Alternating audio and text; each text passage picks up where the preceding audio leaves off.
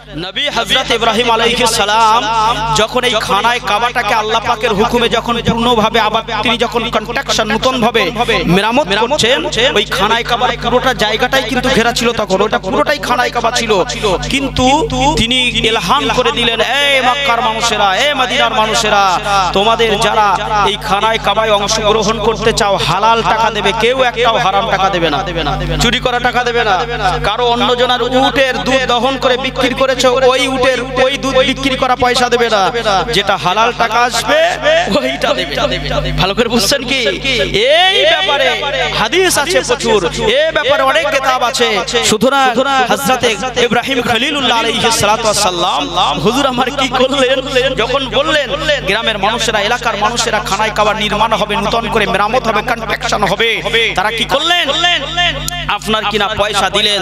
দেওয়ার পরে হুজুর দেখলেন যে পয়সাটা দেওয়া হয়েছে, এই পয়সায় যদি পুরো এরিয়াটা নিয়ে নেই তাহলে পরিপূর্ণ কাজ সমাপ্ত কি হবে না। এজন্য হুজুর চিন্তা করলেন, এই পয়সায় যতটা পরিমাণে কাজ হবে আমি ততটাই করে পুরোপুরি করে দেব, বাকি অংশ জায়গাটা পাশে থাকবে, এটা ব্যারিকেড দিয়ে ঘেরা থাকবে, পরে মানুষ ওখানে নামাজ আদায় করবে। জোরে বলুন। এটাও কিন্তু খানায় কাবা, যে হাতিমে কাবার, এটা হচ্ছে আপনার উত্তর দিকে। হাতিমে কাবাটা কোন দিকে? উত্তর দিকে। মাকামে ইব্রাহিম, মাকাম মানে হলো কদমে নকশা, নকশে কদম ইব্রাহিম আলাইহিস সালাম, আল্লাহর নবী ইব্রাহিম আলাইহিস সালাতু ওয়াস সালাম যে পাথরের উপরে আজকে বিজ্ঞান লিফট তৈরি করেছে, ঠিক বলছি না ভুল বলছি? এই লিফট আবিষ্কার হয়েছে না হয়নি? লিফট আবিষ্কার হয়নি? অনেক ঘরেতে ওই লিফট লাগিয়ে রেখেছে ব্যক্তিগতভাবে। বড় বড় শপিং মহল, বড় বড় আপনার যত সব এলাকায় যাবেন, বড় বড় মহলে সব লিফটের ব্যবস্থাপনা করেছে।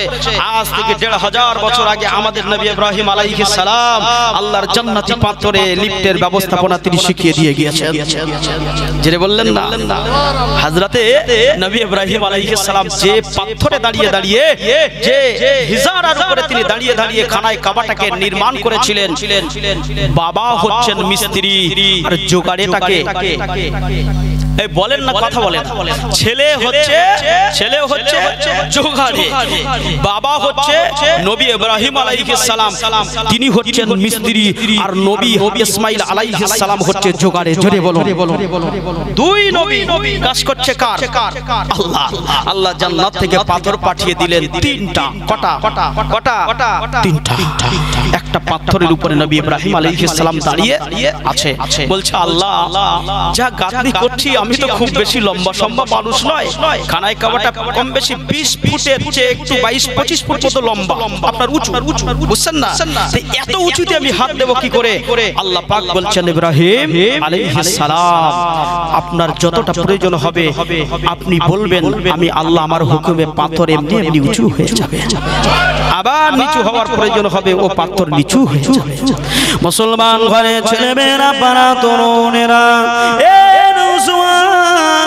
আল্লাহ নবী দিন দুনিয়ার বাদশা হাবিবুল্লাহকে জনাফেলাম মুহাম্মদুর রাসূলুল্লাহ সাল্লাল্লাহু আলাইহি ওয়াসাল্লাম আমার নবী দোয়া নবী ফরমাতে গেছেন, ওই সময় আল্লাহ নবী ইব্রাহিম আলাইহিস সালাতু ওয়াসাল্লাম হুজুর আমার কি করেছিলেন? ওই পাথরের উপরে দাঁড়িয়ে দাঁড়িয়ে তিনি খানায় কাবাটাকে মেরামত করেছিলেন, খানায় কাবাটাকে নতুন করে ফাউন্ডেশন করেছিলেন, নতুন করে কনস্ট্রাকশন করেছিলেন। এই খানায় কাবাটাকে তিনি আপনার পূর্ণভাবে নির্মাণ করে, অনেক কথা আবার অন্যদিকে চলে যাবে।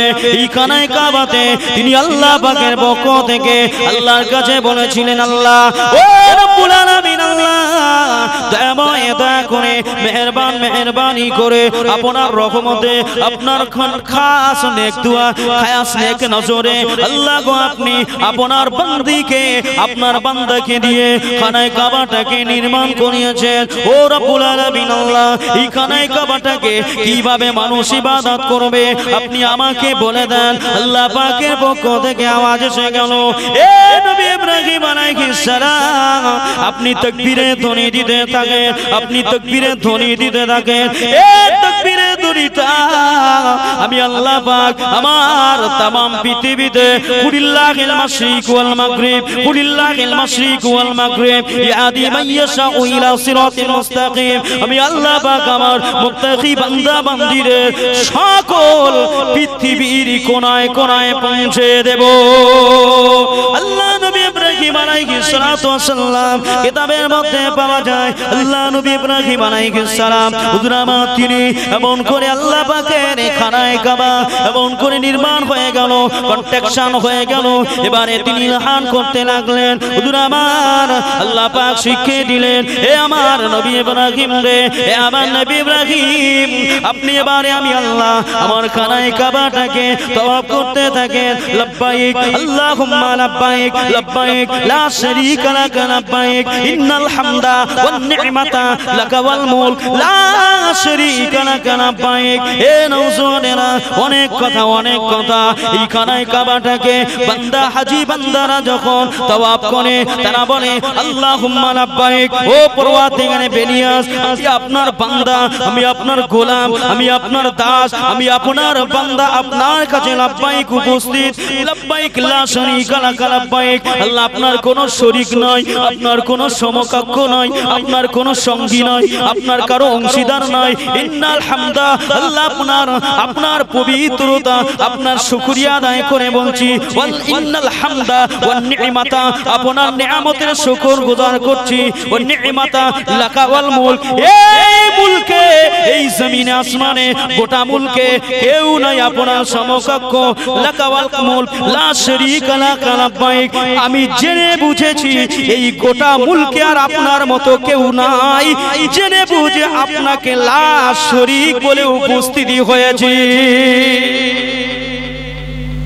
এর ভাষা তো আরবি ভাষা আমরা অনেকে আছে মুখস্থ আছে কিছু জানি না ঠিক বলছি না ভুল বলছি মুসলমান ঘরে ছেলে মেয়েরা পাড়া তরুণেরা এ নওজওয়ানেরা বিশ্বনবী হাবিবুল্লাহর কথা আপনাদের কাছে বলছিলাম আল্লাহ নবীর আম্মা জান আল্লাহ পাকের নবী নানু জানার নানিমা খানায়ে কাবাটাকে ঠিক এইভাবেই তারা তওয়াফ করছিলেন এই কথা বলছিলাম তো ওইখান থেকে ছেড়ে মনে আছে তো বাবা মনে আছে ভাইরা মনে আছে জি আলহামদুলিল্লাহ সবচেয়ে ভালো লাগছে আমার জওয়ান যুবক ভাইগুলো সব আছে আমার মুরব্বি বাপগুলো সব আছে আমার এতটুকু বিশ্বাস আজকে আপনাদের এই গ্রামে আপনাদের এই পাড়ায় কবিলা গোত্রে মহল্লায় সাগিনে এই ভিলেজে কেউ একজন বাড়িতে নাই যারা অসুস্থ আমি আল্লাহর কাছে দোয়া চাই এতগুলো মানুষকে নিয়ে আল্লাহ পাক তাদেরকে যেন সুস্থ করে দেন বলুন আল্লাহ আমিন বাকি সব মানুষ এখানে আছে এটা আমার আত্মবিশ্বাস এটা আমার আত্মবিশ্বাস যারা বাড়িতে আছে তারা সবাই আছে ইনশাআল্লাহ বলুন সকলে ইনশাআল্লাহ কারণ আমি যখন আসছিলাম তো এই সময় শুনছিলাম ইমাম সাহেব ভাই বলছিলেন যে এখানে মাহফিল কায়েম করে আজকে সব বাড়িতে আছেন আপনারা আত্মীয় স্বজন যারা আছে তারাও চিন্তা করছে সেই তো অনেক দিনকার পরে একটু কুটুম বাড়ি এসেছি একটু মহব্বত ভালোবাসা টানে এসেছি যখন দাওয়াত যখন একটা পেয়েছি একটু খাই আর একটু ঘুমাই ঠিক কি না কেন এজন্য মানুষ অনেকে আছে দেখবেন এখন আর মানুষের আত্মীয়তা আপনার সজনতা পশলতা করার সময় নেই এত ব্যস্ত মানুষ দাওয়াত করলেও মানুষের বাড়ি এখন যেতে চায় ঠিক বলছি না ভুল বলছি এত কাজের চাপ যখন গিয়ে বলেছে যে আজকে আমাদের জোজলায় মাঠপাড়ায় মাহফিল হবে আসবেন খবরদার বন্ধু বান্ধবকে দাওয়াত করছে বলছে একদম যাওয়া যাবে না ভাই তুই যেন রাগ করিসনি কারণ আমার বিরাট কাজের চাপ ঠিক বলছি না ভুল বলছি ও মিয়া কাজের চাপ এই কাজ কোথায় পেয়েছে আল্লাহ পাক তো আমা খলাকতুল জিন্না ওয়াল ইনসা ইল্লা লিয়াবুদুন আল্লাহ তো আপনাকে এই চাপ নিয়ে দুনিয়াতে পাঠায়নি আল্লাহ পাঠিয়েছে তার ইবাদত করার জন্য আপনাকে পাঠিয়েছে আল্লাহ নামাজ আদায় করার জন্য আপনাকে পাঠিয়েছে রোজা আদায় করার জন্য আপনাকে পাঠিয়েছে আল্লাহ পাকের হুকুকুল্লাহ আল্লাহর হক আদায় করার জন্য হুকুকুল ইবাদ বান্দার হক আদায় করার জন্য আর আপনি দুনিয়ার হক আদায় করতে ব্যস্ত রাসূলের হক মাঠে মারা গেল আল্লাহর হক ও মাঠে মারা গেল মাঝখানে পড়ে আপনি হাবুডুবু খাবেন ময়দানে হাসরের দিনে নবীকেও পাবেন না আল্লাহর রহমতও আপনি পাবেন না বিপদ কার জন্য হলো কার হলো বিপদ যে কোন দিকেই যেতে পারলো না ঠিক বললাম না ভুল তাই দুনিয়াতে মুসলমান ঘরে ছেলে মেয়েরা আপনারা সময় থাকতে শুধরে যান সময় থাকতে বোঝার চেষ্টা করুন এ নবীর উম্মত উম্মতিগণেরা, আল্লাহ নবী দিল দুনিয়ার বাদশা, আমার নবী পাকের দাদু, আল্লাহ নবী দাদু হচ্ছে খানায় কাবার মতো আননি। আর রাসূলুল্লাহর নানুর বাড়ি থেকে এই যে মানুষগুলো তিনজন তারা এসেছেন, এরা আপনার খানায় কাবাটাকে তওয়াফ করছে। লব্বাইক আল্লাহুম্মা লব্বাইক, লব্বাইক লা শারীকা লাক লব্বাইক, ইন্নাল হামদা ওয়ান নি'মাতা লাকাল মুলক লা শারীকা লাক, এই না বলে তারা তওয়াফ করছেন। তওয়াফ করতে করতে হঠাৎ করে হাশিমি গোত্রের ওই লিডার খানায় কাবার চাবি যার হাতে, নাম তার আব্দুল মুত্তালিব, তিনি হলেন আব্দুল্লাহর আব্বা, তিনি হলেন রাসূলুল্লাহর দাদু, গ্র্যান্ডফাদারের সঙ্গে দেখা হয়ে যায়। জোরে বলেন এ রাসূলেরা, বন্ধুর সঙ্গে যখন বন্ধু দেখা হয়ে গেছে, ওই সময়তে আর দেখা যায় কিনা আব্দুল মুত্তালিব বলেছিলেন, ও আল্লাহ পাকের বান্দা, ছোট্টবেলার বন্ধু, কৈশোরকালের বন্ধু, শৈশবকালের বন্ধু হয়ে আজ আপনি আমাদের থেকে আলাদা হয়ে গিয়েছেন, অনেক দূরে চলে গিয়েছেন, আর আপনার সঙ্গে অনেক দিন দেখা হয় না। ব্যবসা বাণিজ্য ক্ষেত্রে আমরা হলাম কুরাইশ বংশ, ব্যবসার সময়ে আপনার সঙ্গে আমার সাক্ষাৎ হতো, কিন্তু আমি আব্দুল মুত্তালিব আমার ভয়ে বৃদ্ধ হয়ে যাওয়ার কারণে আমি তো আর ব্যবসা করতে যেতে পারি না। আমার বড় ছেলে হারেসকে পাঠাই, আমার আব্দুল্লাহকে পাঠাই, আর আমি ব্যবসা করতে যেতে পারি না। আমি আমার আবু তালিবকে পাঠাই, আর আমি দেখা আপনার কিনা দেখা সাক্ষাৎ হয় না। তবে বন্ধু যখন আপনি এসেছেন, আপনি আমার বাড়িতে কি হয়ে যান, মেহমান হয়ে যান, থেকে যান, খাওয়া দাওয়া করতে হবে, থাকতে হবে। আব্দুল মুত্তালিবের কথা শুনে আব্দুল ওয়াহাব জোহরি বললেন, যেহেতু খানায় কাবায় আছি, হজের মৌসুম, 5 দিন কোন কুটুম্বিত কি হবে, চলবে না। 5 দিন, কদিন? যারা হাজী সাহেব, এই হাজী সাহেবদের বছরে 5 দিন মাত্র হজ হয়। কদিন? এই বছরে কদিন? কথা বলে না বাপগুলো, কথা বলে না ভাইগুলো, কিছু বলে, চুপ করে আছেন। এই বছরে কতদিন হজ হয়? এই যে এখন যে ট্রাভেলসের মাধ্যম দিয়ে যে হাজী সাহেবদেরকে নিয়ে যাচ্ছে, এনারা হচ্ছে ওমরাকারী। কি বললাম? ওমরাটা আলাদা জিনিস। এটা 365 দিনের মধ্যে 360 দিন করতে পারবে। কত বললাম?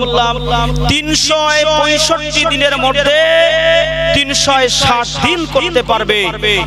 আর এই হজের যে কাজ, যেটা ফরজ হজ, এই ফরজ হজটা যদি আপনি এই যে পবিত্র রমজান আসছে আর মাত্র 28 দিন পরে, আপনার 27 দিন পরে তারাবি, বুঝছেন না? 28 দিনের দিনে হচ্ছে রমজানের রোজা, এই রোজার পরে হচ্ছে শাওয়াল, জিলকদ, জিলহজ। জিলহজ মাসের 9 তারিখ, 10 তারিখ, 11 তারিখ, 12 তারিখ, 13 তারিখ, এই জিলহজ মাসের এই 5 দিন ছাড়া এই 360 দিনে আপনি যদি মাথা ঠোকেন ফরজ হজ করবেন, আপনার নসিবে আর ফরজ হজ হবে না। বছরে মাত্র 5 দিন ফরজ হজ হয়। এই 5 দিন যে হাজী সাহেবগুলো খানায় কাবায়, কখনো আপনার আরাফার ময়দানে, কখনো জাবলে রহমতে, কখনো আপনার কিনা মসজিদে নামেরায়, কখনো আপনার জামরাতে, কখনো বা আপনার মিনায়, কখনো মুজদালিফায় তাদের লড়াই চলে।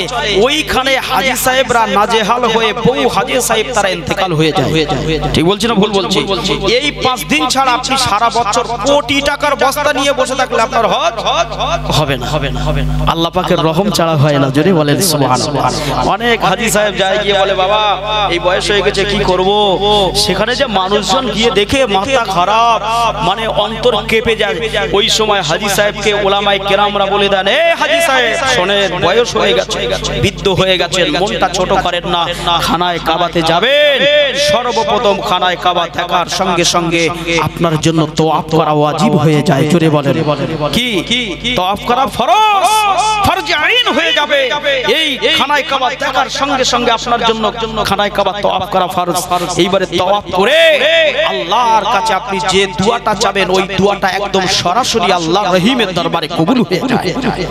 হাজী সাহেব দোয়া চাচ্ছে, আল্লাহ শরীরটাকে সুস্থ রেখো, আর হজের কাজগুলো যেন পূর্ণাঙ্গভাবে করতে পারি। আল্লাহ তুমি যেভাবে করলে, যে জায়গায় গেলে পরিপূর্ণ হবে, সেইভাবে সুস্থ হালতে করিয়ে নিও। হাজী সাহেব যে অবস্থায় ছিল দেখা যাচ্ছে তাছাড়া ভালো অবস্থায় কাজ সম্পূর্ণ করে বাড়িতে ফিরে আসছে, কারণ আল্লাহর রহমত তার উপরে নাজিল হয়েছে। মুসলমান ঘরে ছেলেমেয়েরা, পাড়া তরুণেরা, এই নবীর উম্মতিগণেরা, বিশ্ব নবী হাবিবুল্লাহ সাল্লাল্লাহু আলাইহি ওয়াসাল্লাম আমার নবীকে আমার নবী দাদু বলেছিলেন, আরে হযরত আব্দুল ওয়াহাব জুহরি আপনি আমার বাড়িতে থাকবেন। আব্দুল ওয়াহাব জুহরি বললেন, ভাই আব্দুল মুত্তালিব গো, আমি তো এই হজের 5টা দিন হজের কাজ সেরে নিয়ে নেই, হজের কাজ সারা হয়ে গেল, হজের 5 দিন পার হয়ে গেল। জিলহজ মাসের 9 তারিখ 10 তারিখ 11 তারিখ 12 তারিখ 13 তারিখ এই কটা দিন যখন পার হয়ে গেছে, এই কটা দিন পার হয়ে যাওয়ার পরেতে আব্দুল ওয়াহাব জুহরি আম্মা জানা আমিনা তার স্ত্রী তারা তিনজনে হযরত আব্দুল মুত্তালিব হুজুরের বাড়ির মেহমান হয়ে যাবে। এমত অবস্থায় আব্দুল মুত্তালিব হুজুর বলেছিলেন, আব্দুল ওয়াহাব জুহরি রে, আল্লাহ আমাকে একটা নয় দুটো নয়, আল্লাহ আমাকে 10টা আল্লাহ পাক পুত্র সন্তান দিয়েছে। আল্লাহ 10টা আমাকে পুত্র সন্তান ছেলে সন্তান দিয়েছে। আমি আল্লাহর কাছে দোয়া চেয়েছিলাম, আল্লাহ যদি আমাকে 10টা পুত্র সন্তান দেন, আমি একটাকে আল্লাহর রাস্তায় কুরবানি করে দেব। অনেক কথা, সেই কুরবানির লটারি হচ্ছে, নাম আসছে একবার দুবার তিনবার, নাম তার আব্দুল্লাহ, যার অর্থ হলো আল্লাহর দাস, যার অর্থ হলো আল্লাহর গোলাম, যার অর্থ হলো আল্লাহর দাস, যার অর্থ হলো আল্লাহর গোলাম। একবার দুবার তিনবার ওই সময় গ্রামের মানুষেরা বললো, পাড়ার মানুষেরা বললো, এলাকার মানুষেরা বললো, অঞ্চলের মানুষেরা বললো, এই আব্দুল ওয়াহাব জুহরি রে, এই আব্দুল মুত্তালিব এত সুন্দর ছেলে, এত সুন্দর কলিজার টুকরা সোনার মানিক, যার দেখলে কলিজাটা ঠান্ডা হয়ে যায়, এই আব্দুল্লাহকে আপনি কিভাবে কুরবানি দেবেন? এটা আমরা মেনে নিতে পারি না। তাই আপনি আব্দুল্লাহর নামে 100 উট কুরবানি দিয়ে দেন, 100 200 300 এইভাবে হযরতে আব্দুল মুত্তালিব হুজুর আমার আব্দুল্লাহ নামে কুরবানি জাপনায় কিনা কুরবানি করে দিলেন, উট জবেহ করে দিলেন। খানায় কাবার চত্বরটাকে বলা হয় হেরেম শরীফ। হেরেম মানে হলো আপনার কিনা হারামাইনি শরীফাইন, খানায় কাবার চতুর্দিকের এরিয়াটা হলো খানায় আপনার হেরেম। এই হেরেমের ভিতরে যতক্ষণ থাকবেন, একটা পিঁপড়ে পর্যন্ত মারা উম্মতের জন্য দণ্ডনীয় অপরাধ। যদি আপনি একটা পিঁপড়ে মেরে ফেলেন, মশা মাছি মেরে ফেলেন, সঙ্গে সঙ্গে আল্লাহর হুকুম হলো, নবীর হুকুম হলো, আপনাকে একটা দম দিতে হবে। দম মানে বোঝেন, নতুন আলুর দম না, বিপদ হয়ে যাবে। একটা আপনার ওই যে কি দুম্বা, এই দুম্বা বোঝেন তো, ওই দুম্বা কিনে ভুলের মাসুল যে আল্লাহটা ভুল করেছি, কাফারা স্বরূপ আপনাকে আল্লাহর রাস্তায় কুরবানি করে দিতে হবে। যে আল্লাহ আমি ভুল করে ফেলেছি, অথচ বান্দা আমরা বাড়িতে একটা কুকুরের কোনো দোষ নেই, কুত্তার কোনো দোষ আছে? এসছে আমার বাড়িতে, কোনো কিছু দোষ করিনি, তাকে লাঠি দিয়ে পিটাচ্ছি। ঠিক বলছি না ভুল বলছি? একটা পিঁপড়ে হয়তো আমার হাতে কামড়েছে, তাকে উচিত হচ্ছে আমাদের জন্য এটাকে তুলে জমিনে ছেড়ে দেওয়া, তার অন্যদিকে সরিয়ে দেওয়া। আমরা কি করি, সেইখানটায় পুরো এরিয়া করে দাঁড়াতে ব্যবস্থা করে দিচ্ছি, মেরে ফেলি। ঠিক কিনা? এই জন্য আল্লাহ পাক বলেছেন, পৃথিবীতে যার জান দেওয়ার শক্তি নাই, সে পৃথিবীতে কোনোদিন মারতে পারবে না।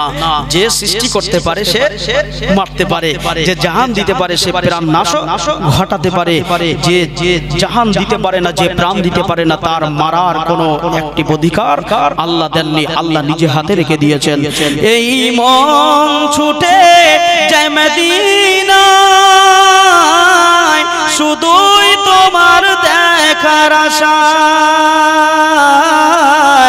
এই মন ছুটে যায় মদিনায়, শুধুই তোমার দেখার আশায়।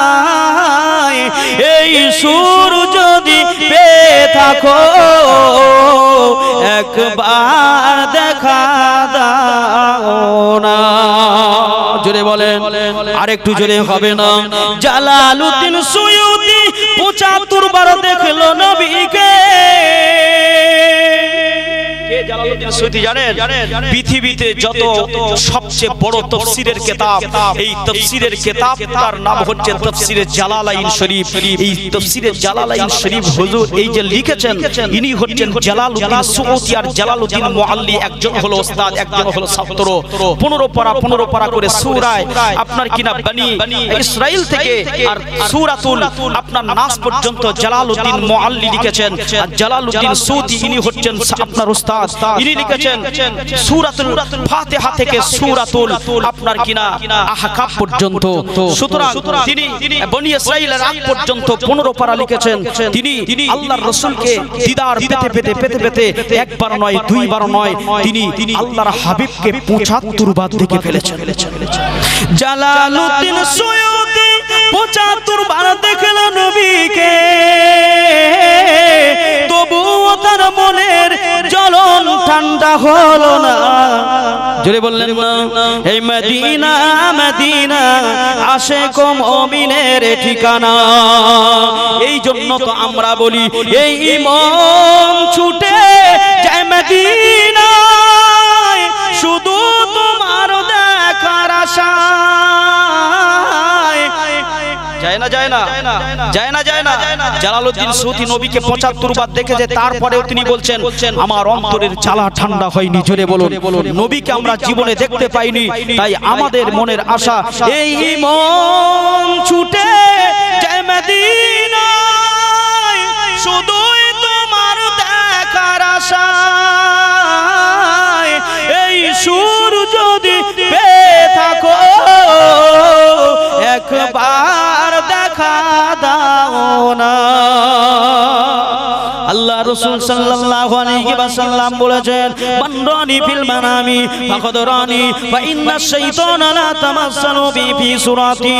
এই আমার জুজলা গ্রামের নওজওয়ানেরা, মুরব্বিরা, আমার বাপেরা, মায়েরা, বোনেরা, বেটিরা, আল্লাহর নবী দিন দুনিয়ার বাদশাহ হাবিবুল্লাহ জাফে নাম মুহাম্মদুর রাসূলুল্লাহ সাল্লাল্লাহু আলাইহি ওয়াসাল্লাম আমার নবী বললেন উম্মতিনে দুনিয়া জমিনে যার অন্তরে আমি রাসূলুল্লাহ আমার দেখার ইচ্ছা থাকবে, আমি নবী আমার দেখার মায়া মোহাব্বত থাকবে, ওই অন্তরেতে আল্লাহ মদিনা ওয়ালাকে দেখিয়ে দেবে।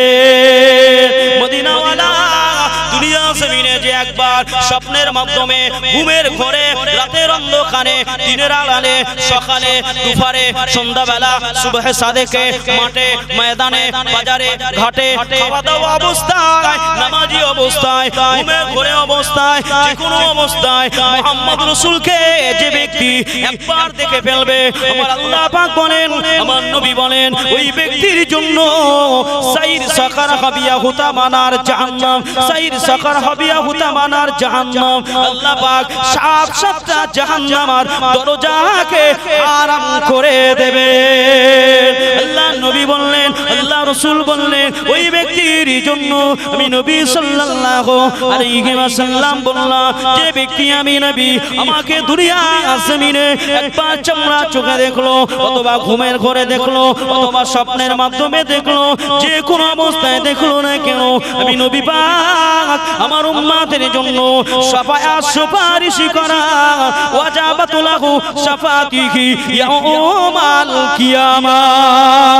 শাফাআত সুপারিশ করাটা আমি নবী আমার জন্য আবশ্যকীয় হয়ে যায়, ওয়াজিব হয়ে যায়। যে ব্যক্তি আমি নবী আমাকে স্বপ্নের মাধ্যমে দেখলো, আমি নবী পাক জানিয়ে দিলাম ওই বান্দার জন্য সাতটা জাহান্নামের দরজা হারাম হয়ে যায়, আর তার ঠিকানাটা আল্লাহ পাকের দ্বার জান্নাত, জান্নাতুল ফেরদাউস হয়ে যায়।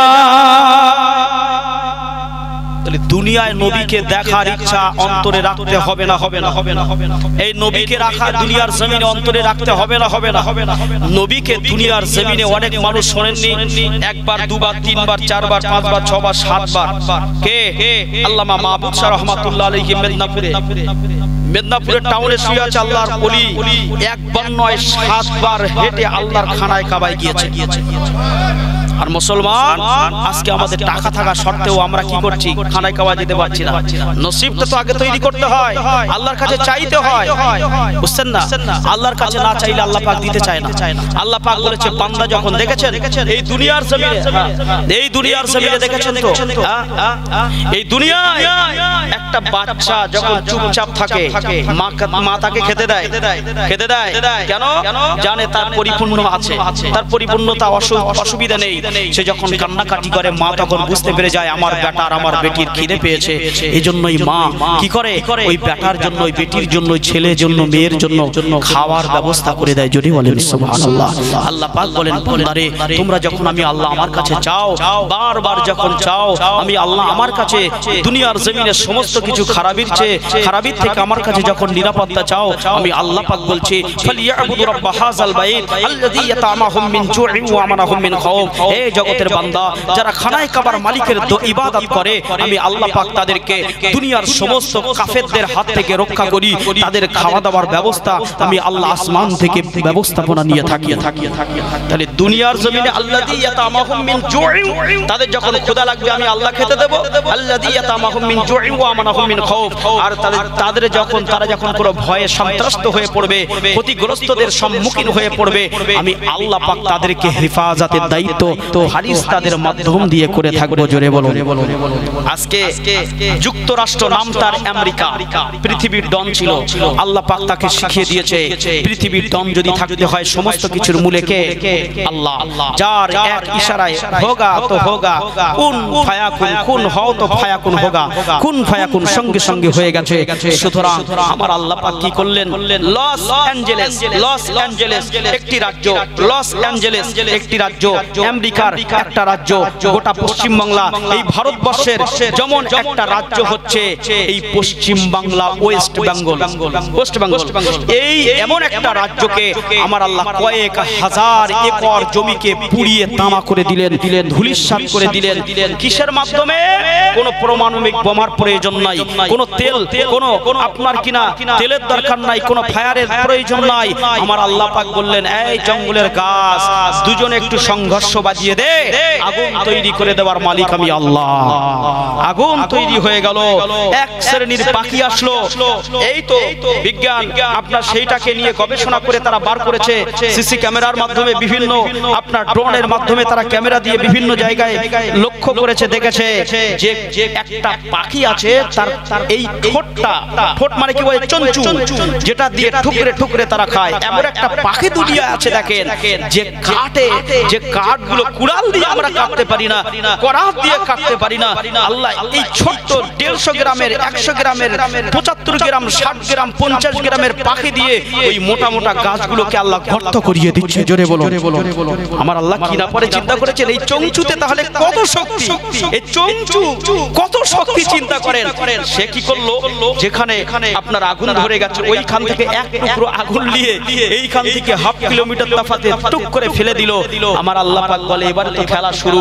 সুতরাং সেখানে দাও দাও দাও দাও করে জ্বলতে লাগলো। এই হয়ে গোটা অ্যাঞ্জেলেস পুরো শেষ হয়ে গেছে। এই লস অ্যাঞ্জেলেসে বসবাস করে কারা জানেন?